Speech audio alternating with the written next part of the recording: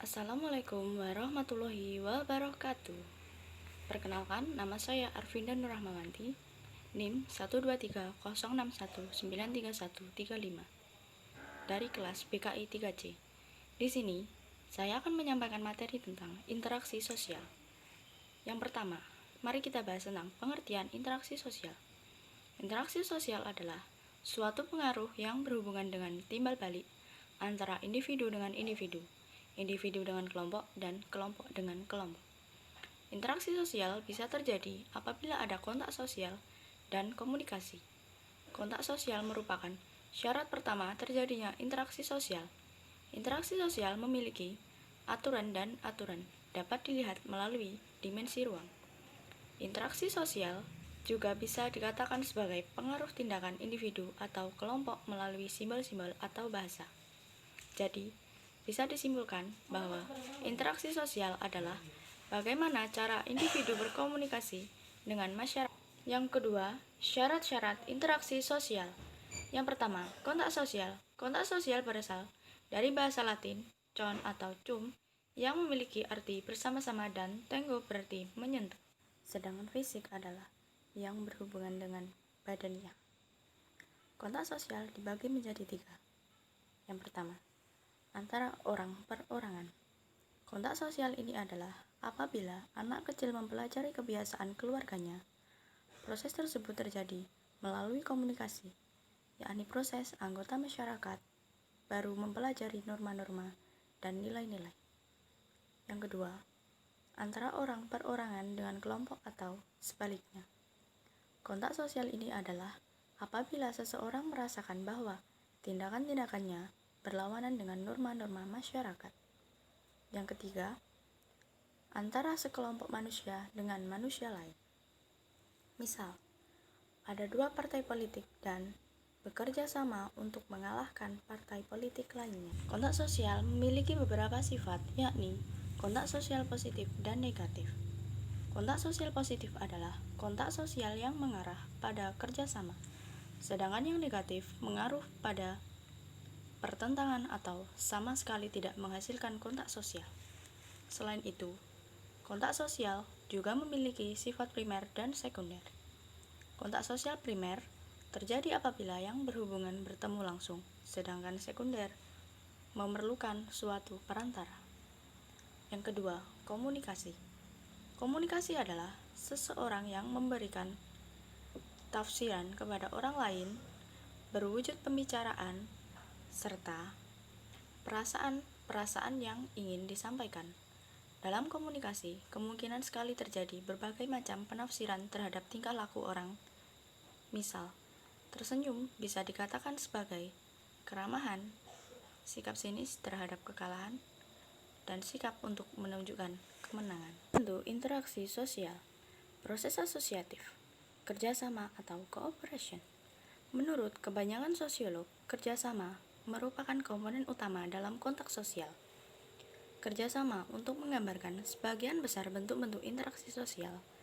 Atas dasar segala macam bentuk interaksi sosial bisa dikembalikan pada kerjasama. Bentuk dan pola-pola kerjasama dapat ditemui pada semua kelompok manusia. Kerjasama timbul karena orientasi orang perorangan terhadap kelompoknya dan kelompok lainnya. Kerjasama dapat bersifat agresif apabila kelompok mengalami kekecewaan sebagai akibat perasaan tidak nyaman. Kerjasama dibagi menjadi 5 bentuk. Yang pertama, kerukunan.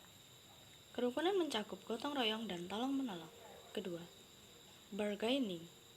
Bargaining mencakup perjanjian mengenai pertukaran barang dan jasa antara 2 organisasi atau lebih. Yang ketiga, koalisi.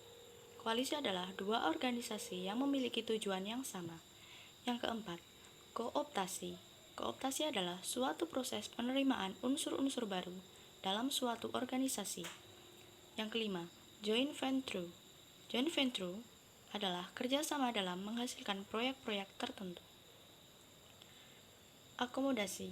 Istilah akomodasi bisa ditujukan pada 2 arti, yaitu keadaan dan proses. Akomodasi yang menunjuk pada suatu keadaan, yakni adanya suatu keseimbangan dalam interaksi dalam perorangan atau kelompok manusia sebagai suatu proses, menunjuk pada suatu usaha-usaha manusia untuk mengurangi suatu pertentangan untuk mencapai keadilan. Bentuk-bentuk akomodasi yaitu: pertama, coercion, 2. Compromise, 3. Arbitration, keempat, meditation, kelima, conciliation, yang keenam, stalemate, yang ketujuh, adjunction. 4. Jenis-jenis interaksi sosial. Ada 3 jenis interaksi sosial. Yang pertama, interaksi antara individu dengan individu, yaitu saat kedua individu tergabung menjadi satu, itu sudah bisa dikatakan interaksi sosial.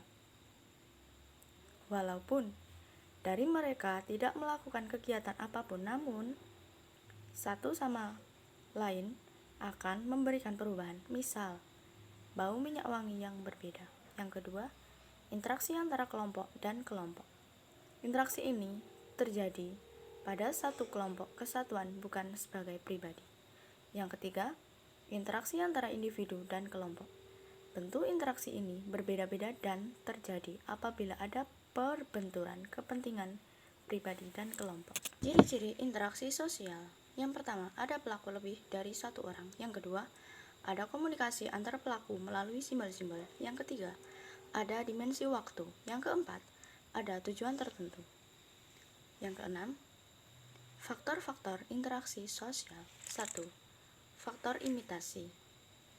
Yang kedua, faktor sugesti. Faktor sugesti adalah dalam jiwa sosial dapat dirumuskan sebagai suatu proses di masa seseorang individu menerima suatu cara penglihatan atau pedoman tingkah laku dari orang lain tanpa kritik. Selanjutnya, faktor simpati. Simpati dapat diartikan sebagai perasaan tertarik pada seseorang terhadap orang lain. Peranan simpati cukup nyata dalam hubungan persahabatan antara dua orang atau lebih. Sekian yang dapat saya sampaikan. Bila ada salah kata, saya minta maaf. Akhir kata, wassalamualaikum warahmatullahi wabarakatuh.